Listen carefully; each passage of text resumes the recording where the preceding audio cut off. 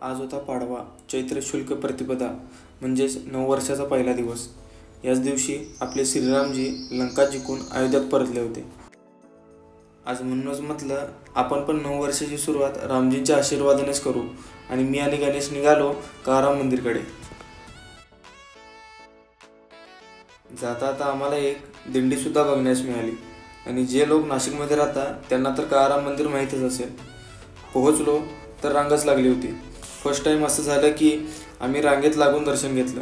आतापर्यंत जितकं टाइम आलोय तितकं विदाउट लाईनचं दर्शन घेतलं होतं आम्ही।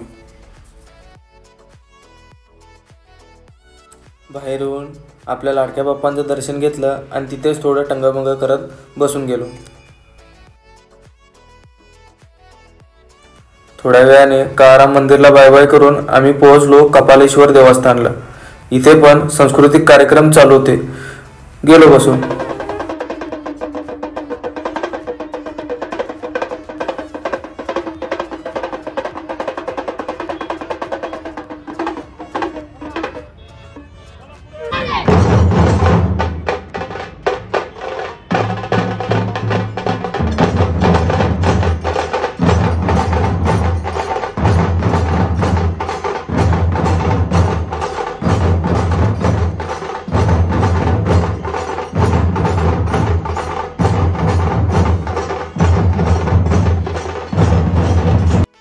यानंतर दर्शन घेतलं आणि निघालो परतीच्या प्रवासाला। पंचवटीतून बाहेर निघालो तर भूक लागलेली, तर काय मग दिला ताव पोहे रस्त्यावर।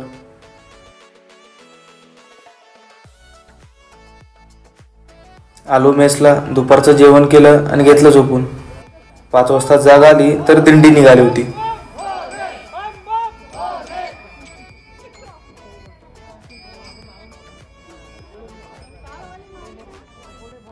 यानंतर रूमवर काही टाइम जात नव्हता तर आलेलो गंगेवर।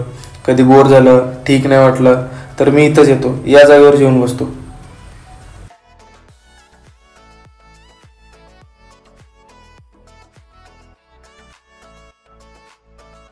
बघता बघता झाली संध्याकाळ आणि समोरच दिसला पोंगा बटाट्यावाला। कधी ट्राय केलं नव्हतं म्हणून घेतला आज ट्राय करून। तोपर्यंत गंगा आरतीला पण सुरुवात झालेली होती।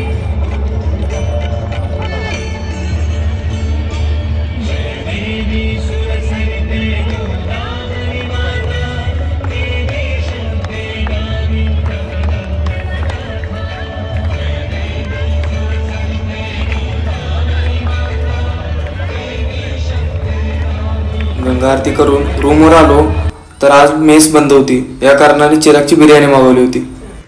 आणि आजच्या ब्लॉगचा शेवट क्रिकेटच्या संभाषणाने केला। Bye bye.